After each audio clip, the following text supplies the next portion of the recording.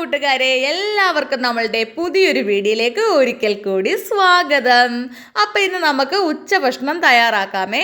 അപ്പോൾ ഉച്ചഭക്ഷണത്തിന് വലിയ ആഡംബരമായിട്ടുള്ള കാര്യങ്ങളൊന്നുമില്ല. ഒരു കുഞ്ഞു മെഴുക്ക് പുരട്ടിയും ഒരു ചമ്മന്തിയും ഉണ്ടാക്കാമെന്നാണ് ഞാൻ വിചാരിച്ചിരിക്കുന്നത്.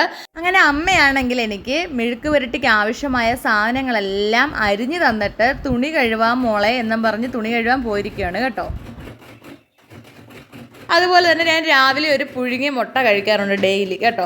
പിന്നെ താണ്ടെ അതുപോലെ തന്നെ തേങ്ങ നമ്മുടെ ചമ്മന്തിക്ക് വേണ്ടി തിരിങ്ങിയിട്ടുണ്ട്. ഇനി ഇപ്പോൾ ആണ് എനിക്ക് പെട്ടെന്നൊരു മോഹം തോന്നിയത്, ഉള്ളിയും അതായത് നമ്മുടെ കുഞ്ഞുള്ളിയും തക്കാളിയും കൂടിയിട്ടൊരു ഉള്ളിച്ചമ്മന്തി എല്ലാം കൂടെ ഒന്ന് കുഴച്ചെടുക്കുന്ന ഉള്ളിച്ചമ്മന്തി ഉണ്ടാക്കാമെന്ന് പറഞ്ഞാണ് ആ ഉള്ളി അരിഞ്ഞത്. ഇനി നമുക്ക് നേരെ മെഴുക്ക് പുരട്ടി ഉണ്ടാക്കാൻ പോകാം. നമ്മുടെ ഗ്യാസ് അടുപ്പ് കത്തിച്ചു, അതിനകത്തേക്ക് നമ്മുടെ ചട്ടി വെച്ചു, സൺഫ്ലവറിൻ്റെ ഓയിൽ ഒഴിച്ചു, നല്ല രീതിയിൽ എണ്ണ ചൂടായി വന്നപ്പോഴത്തേക്ക് കിടുകിടാ പൊട്ടാനായിട്ട് കടുക് ഇട്ട് കൊടുത്തു. ഇനി സവാളയും ബീട്രൂട്ടും വഴുതനങ്ങയും കൂടെ ഒരുമിച്ച് ഞാൻ ഇട്ടു അതിലേക്ക് കേട്ടോ. പ്രത്യേകിച്ച് വേവിക്കേണ്ട ആവശ്യമില്ല, എല്ലാം കൂടെ ഒരു വേവിന് കിട്ടും. അതിന് വേണ്ടിയാണ്. പെട്ടെന്ന് വാടി കിട്ടാൻ കുറച്ച് ഉപ്പ് ഇട്ടത് അവനെ മൂടി വെച്ചു.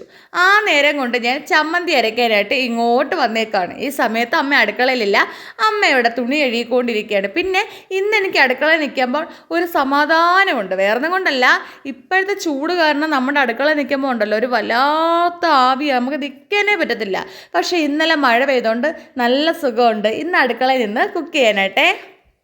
അങ്ങനെ താണ്ടെ ചമ്മന്തിയൊക്കെ അരച്ച് റെഡിയായിട്ട് ഇങ്ങോട്ട് വന്നപ്പോഴത്തേക്ക് നമ്മുടെ മെഴുക്ക് പുരട്ടി നല്ല വഴണ്ടിട്ടുണ്ട്. അതിനകത്തേക്ക് മുളക് പൊടി, കുരുമുളക് പൊടി, മഞ്ഞൾപ്പൊടി എല്ലാം കൂടെ കുറേച്ച് ചേർത്തിട്ട് നല്ല രീതിയിൽ അങ്ങോട്ടും ഇങ്ങോട്ടും ഇട്ട് ഇളക്കുവാണ് കേട്ടോ. ശരിക്കും പറഞ്ഞാൽ ഒരു 2 മിനിറ്റും കൂടെ ഒന്ന് മൂടി വെച്ച് കഴിഞ്ഞാൽ നമ്മുടെ മെഴുക്ക് പുരട്ടി ഇവിടെ റെഡിയാണ്.